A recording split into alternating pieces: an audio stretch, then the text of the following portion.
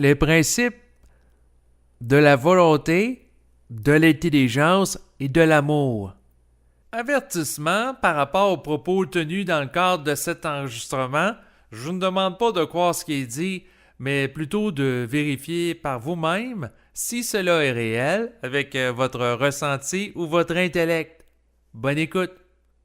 L'individu qui se conscientise est appelé à intégrer ces principes que sont la volonté, l'intelligence et l'amour dans sa vie de tous les jours d'une manière pratique dans son quotidien, et c'est à travers l'intégration de ces principes-là qu'il intègre simultanément l'énergie de sa contrepartie cosmique, c'est-à-dire son esprit qui va être en relation avec le développement de sa personne réelle, qui va s'articuler, qui va se construire en fonction de ces principes abordés. Tout d'abord, pour installer une nouvelle vibration dans sa vie, la personne doit être capable, dans un premier temps, de l'apercevoir.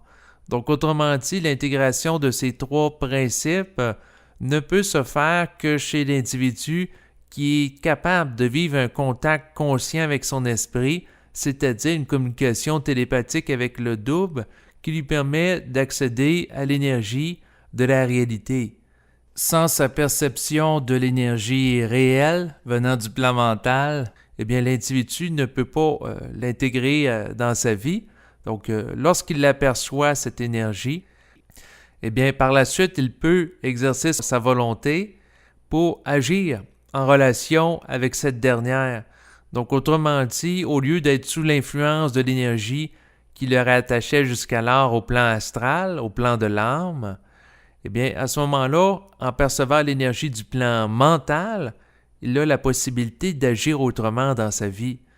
Donc, il peut agir en fonction d'une vibration mentale, et pour pouvoir avoir ce type d'action, eh bien, ça lui prend une volonté, parce que la volonté va lui permettre de faire une action nouvelle, donc en exprimant une certaine détermination pour faire une action qui est différente de celle qu'il faisait spontanément dans le passé, en relation avec l'énergie astrale qui était la seule qu'il était en mesure de percevoir, étant donné qu'alors il ne vivait pas la fusion avec le plan mental qui lui donne aujourd'hui accès à ce type d'énergie. Donc, autrement dit, pour vous en donner une illustration concrète, c'est que lorsque l'individu est inconscient, il agit en fonction de programmation astrale, de programmation culturelle, de programmation sociale, de coutumes, de croyances, de dogmes, donc de différents éléments extérieurs à lui. Ça peut être la publicité aussi. Et puis, à ce moment-là, l'individu n'a pas nécessairement de volonté réelle parce que il n'a pas développé une individualité en relation avec l'énergie individuelle qu'est son esprit. Donc, autrement dit, lorsque l'individu est inconscient, il n'a pas la possibilité d'agir consciemment parce qu'il ne perçoit pas l'énergie du plan mental. Lorsqu'il commence à se conscientiser, eh bien, il peut exercer sa volonté pour faire une action qui va en divergence du conditionnement social qu'il a connu jusqu'alors, pour s'en émanciper. Donc, autrement dit, quelqu'un, par exemple, dans un contexte donné, peut avoir passé son enfance à manger de la viande. Ses parents l'ont éduqué à manger de la viande, et puis, machinalement, cette personne-là va reproduire ce comportement qu'elle a connu dans son passé sans se poser de questions. Puis, à un moment donné, la personne est mise en relation avec le plan mental, et puis ce qui peut arriver, c'est que l'esprit lui dise d'arrêter de manger de la viande ou de diminuer sa consommation. Donc, autrement dit, ça lui parle intérieurement pour agir d'une manière qui diverge de celle qu'il a connue dans son enfance. Et si l'individu est capable de manifester une volonté en relation avec l'énergie du plan mental, eh bien, si ça lui dit intérieurement d'arrêter de manger de la viande, il va être capable de s'exécuter sur le plan matériel et d'arrêter de manger de la viande. Et pourquoi ça prend une puissance de volonté ou une force? C'est qu'il doit être capable de faire fi du conditionnement et des mémoires anciennes qu'il connaissait jusqu'alors qui lui amenaient à avoir un comportement d'une certaine façon. Donc, pour installer un comportement nouveau qui diverge d'un comportement ancien, il faut être capable de manifester une force de volonté suffisamment grande pour remettre en question le comportement ancien et avoir cette force de volonté pour persévérer dans ce changement de comportement en vue qu'il y en ait une intégration. Donc ça vous donne une mesure du principe de la volonté qui consiste tout simplement à percevoir une action intelligente sur le plan vibratoire en relation avec une pensée qu'il reçoit de l'esprit et ensuite d'agir en conséquence et d'être capable de se maintenir dans le temps sans faire de rechute parce que quand une personne veut installer une vibration nouvelle dans sa vie, eh bien, la vibration ancienne, c'est-à-dire du plan astral qui peut vouloir garder ses droits, ben, elle va présenter des résistances au changement. Et donc, l'individu peut être tiraillé entre la vibration qui provient de l'esprit et celle qui provient de l'âme. Donc, entre la nouveauté et l'ancien. Et puis, à ce moment-là, pour être capable d'apporter un changement, puis de se libérer d'une ancienne mémoire, ça prend une capacité d'agir en fonction d'une vibration nouvelle et de s'y maintenir dans le temps, ce qui demande une certaine force de volonté pour installer tout ça. Bien entendu, c'est pas parce que quelqu'un reçoit une idée qui est nouvelle qu'elle est nécessairement intelligente. En ce sens que quand je parle d'intelligence dans les trois principes, c'est la capacité d'individu de faire preuve de discernement par rapport à déterminer à l'égard de quelle chose il va manifester sa volonté. En ce sens que quelqu'un peut recevoir des idées qu'il n'a pas, mais si les idées ne sont pas chargées d'une vibration qui leur permet, qui permet en fait à l'individu de ressentir un état de plénitude, ça ne sert à rien.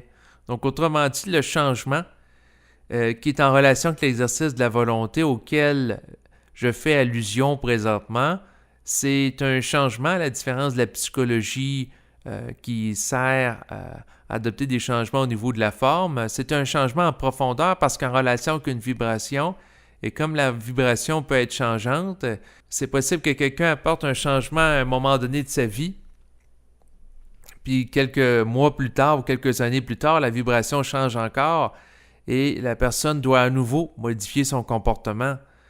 Parce que de la vibration, ça occasionne des ajustements perpétuels, donc il n'y a pas nécessairement de fixité dans la vibration. Donc, autrement dit, la personne qui développe sa volonté pour agir en fonction d'une vibration, il doit développer l'intelligence pour avoir le discernement, pour savoir quand agir, pendant combien de temps, et surtout quand il ne doit pas agir non plus. Donc, c'est subtil par rapport à l'exercice de la volonté, parce que dans certains cas, de passer à l'action, c'est plus utile que nuisible, en vertu de l'évolution de l'individu, et dans l'autre cas, ce n'est pas le cas du tout. Donc, ça prend un jugement, mais si, au lieu que le jugement s'appuie strictement sur une analyse intellectuelle au niveau de la forme, c'est un jugement qui doit s'appuyer sur une lecture vibratoire, qui doit remplacer l'analyse intellectuelle. Bien entendu, si la personne n'a pas accès à la lecture vibratoire, mieux vaut qu'il procède avec une lecture intellectuelle pour être capable de prendre des décisions dans sa vie à partir de laquelle il va agir et exercer la volonté que de rien faire du tout. Par contre, la volonté en termes de principe énergétique, c'est une puissance. Lorsque l'individu agit avec une volonté qui est de nature vibratoire, une volonté qui est réelle, eh bien, il va ressentir une énergie qui va passer à travers lui et qui va le dynamiser. Donc, l'une des propriétés de l'exercice de la volonté qui est réelle, c'est que ça permet à la personne d'exprimer une énergie qui va lui apporter une vitalité qu'il n'aurait pas s'il exprime une volonté qui est en relation avec le plan astral, l'ego et l'orgueil. Parce qu'à ce moment-là, la volonté ne sera pas mue, ne sera pas soutenue par une énergie aussi forte, aussi vibrante que celle qui provient du plan mental. La volonté va se raffiner avec le temps en fonction de l'exercice de l'intelligence. C'est un petit peu comme l'art, que ce soit la musique. Donc, par exemple, quelqu'un qui fait des cours de guitare et qu'il apprend à jouer de cet instrument de musique, eh bien, sa maîtrise va s'améliorer dans le temps à mesure qu'il va pratiquer et voir des nuances et il va exercer son art musical en jouant de l'instrument. Donc, la volonté, c'est la même chose. Donc, autrement dit, la volonté se raffine dans le temps en relation avec l'intégration du principe de l'intelligence qui repose sur le discernement. Ici, l'intelligence, c'est pas une question d'accumulation de savoir de nature intellectuelle à la manière d'une encyclopédie, mais plutôt dans la capacité de jugement. Et puis, par la suite, avec la volonté et l'intelligence, éventuellement, l'être humain doit intégrer l'amour pour être capable de respecter les autres êtres humains. Parce que quelqu'un peut être extrêmement intelligent, avoir une très grande force de volonté, mais s'il n'a pas le principe de l'amour, il va créer des chocs inutiles à d'autres êtres humains. Parce qu'il risque de manquer de respect et d'être dominant. Donc, autrement dit, l'amour ici, c'est en relation avec l'être humain et ce n'est pas en relation avec le rapport avec des entités invisibles. Parce que l'être humain n'a pas, surtout pas, à mettre sur un piédestal que ce soit d'autres êtres humains ou des êtres qui se rapportent à l'invisible comme des entités, parce que sans ça, il peut être influencé par eux négativement et il se met en position de vulnérabilité à leur égard parce qu'il leur donne beaucoup d'importance. Et c'est en donnant beaucoup d'importance à autrui, en lui donnant une forme d'amour au niveau émotionnel, au niveau astral, que l'être humain peut par la suite être manipulé. Donc, autrement dit, le principe de l'amour, c'est un principe qui est en relation avec la volonté et l'intelligence. Parce que pour manifester l'amour, il faut avoir une volonté d'agir concrètement dans la matière en fonction d'une vibration qui est haute plutôt qu'une vibration qui est basse et astrale. Donc, ça prend une puissance de volonté et ensuite, ça prend une intelligence pour savoir qu'est-ce qui est la manifestation de l'amour réel plutôt que qu'est-ce qui ne l'est pas. Ce qui est important de comprendre, c'est que ces trois principes auxquels je fais allusion sont interreliés, en ce sens que l'intégration du principe de la volonté va favoriser l'intelligence et vice-versa. Même chose par rapport à l'amour à l'égard des deux autres principes. Donc, si quelqu'un a beaucoup de volonté et qu'il n'a pas d'intelligence, il va faire n'importe quoi, n'importe comment. Donc, autrement dit, la personne va agir d'une manière impulsive. Que ce soit en relation avec une vibration astrale ou mentale, et même s'il agit en fonction d'une vibration qui est mentale, si il n'ajuste pas le dosage de la manifestation de la vibration dans la matière, ça peut être plus nuisible qu'utile, parce que ça va manquer de respect à l'égard de la sensibilité d'autrui. Si la personne a beaucoup d'intelligence, mais elle n'a pas de volonté, eh bien, ça va faire une personne extrêmement intelligente au niveau théorique, mais elle n'aura pas l'intelligence au niveau pratique d'agir en conséquence. Donc, autrement dit, elle ne passera pas à l'action dans la matière parce qu'elle n'aura pas la volonté d'agir. Elle va être en mesure de faire des lectures vibratoires extrêmement précises, avec beaucoup de finesse, sans pour autant être capable par la suite de s'engager concrètement dans la vie de tous les jours, dans l'action. Ensuite, si la personne a intégré le principe de l'amour, mais elle n'a pas le principe de l'intelligence, eh bien, à ce moment-là, c'est une personne qui va être extrêmement généreuse envers autrui, mais elle n'aura pas l'intelligence qui va lui permettre de savoir quand c'est approprié de donner et quand que ce ne l'est pas.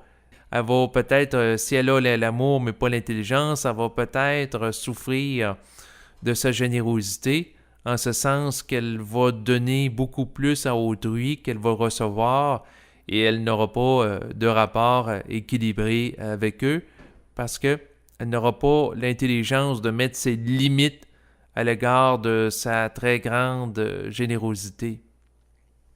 Elle sera alors à risque de s'épuiser. Ensuite, si quelqu'un a le principe de l'amour et la personne a le principe de la volonté, Donc, c'est quelqu'un qui va être capable de bouger rapidement dans sa vie pour faire preuve de générosité. Par contre, si cette action manque d'intelligence, elle risque d'en souffrir et faire souffrir autrui et qu'éventuellement, cette action doit être réajustée. Entre autres, sa volonté va faire en sorte que ça va être une personne qui va être capable de maintenir dans le temps une décision par rapport à autrui. Parce que la volonté permet aussi de manifester une action qui est durable dans le temps. Plus que la volonté est forte à l'égard, par exemple, de l'expression d'un mouvement en relation avec l'énergie du plan mental, et plus cette énergie, cette volonté a une consistance dans le temps. Alors que si l'individu est instable entre le plan mental et le plan astral, elle va faire le yo-yo, c'est-à-dire qu'elle va passer d'une volonté un peu vibrante sur le plan mental, ensuite elle va retourner sur une vibration astrale, ensuite mentale, ensuite astrale. Donc il y a une instabilité à ce moment-là de la volonté en relation avec une manque de capacité de contenir l'impact de l'entité astrale qui cherche à l'influencer pour être capable de se libérer de cette influence-là et d'être capable de se censurer au besoin, puis d'être capable de se maintenir dans une position au besoin, sans pour autant, bien entendu, sombrer dans la rigidité qu'il y a à une attitude, alors qu'ici, il n'est pas question d'attitude en relation avec des formes pensées, des concepts intellectuels, mais plutôt il est question de l'expression d'une vibration qui est suivie en relation avec la vitalité qu'elle peut apporter à l'individu. Si quelqu'un est capable de manifester le principe de la volonté mais sans amour, eh bien à ce moment-là, ça fait quelqu'un qui n'est pas respectueux d'autrui. Donc autrement dit, il va persévérer dans un mouvement à un point tel qu'il va être entêté, mais ça va être au détriment d'autrui. Et ça va occasionner des souffrances. Donc une volonté sans amour, c'est sans respect d'autrui, ce qui veut dire qu'il va négliger les autres.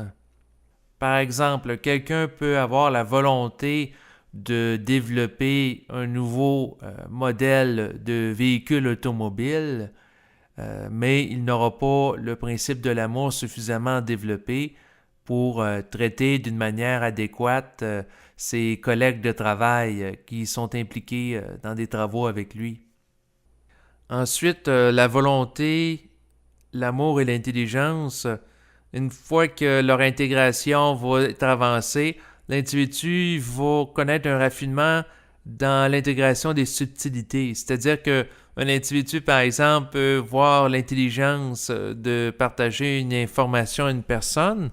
Par contre, il va comprendre que, à quelque part, il va devoir respecter son rythme de développement et pour ça, ça lui prend une capacité d'amour qui va lui permettre d'avoir la patience de réaliser que même si quelque chose est intelligent, il doit quand même respecter le rythme d'intégration de cette intelligence potentielle par l'individu, ce qui fait en sorte qu'il va avoir une volonté et une certaine continuité dans son comportement en relation avec ses constatations, plutôt que d'agir impulsivement pour lui partager une idée qu'il juge comme étant intelligente. Donc, autrement dit, le principe de l'amour va lui donner une sensibilité à autrui, donc aux autres êtres humains, c'est-à-dire qu'il va tenir compte davantage des autres que s'il ne vivait pas le principe d'amour ou qu'il serait coupé des autres. Ce qui ferait en sorte que l'individu vivrait seulement en fonction d'une intelligence qui provient du plan mental, c'est-à-dire les idées qui sont les plus vibrantes qu'il va percevoir comme étant acheminées dans sa psyché, faisant fi de la capacité de respecter les autres et lui-même dans le processus. Et c'est au fur et à mesure que l'individu intègre ces trois principes qu'il va évoluer dans sa vie et qu'il va être bien dans sa peau parce que le but de l'intégration de ces trois principes, c'est de concourir à la paix mentale.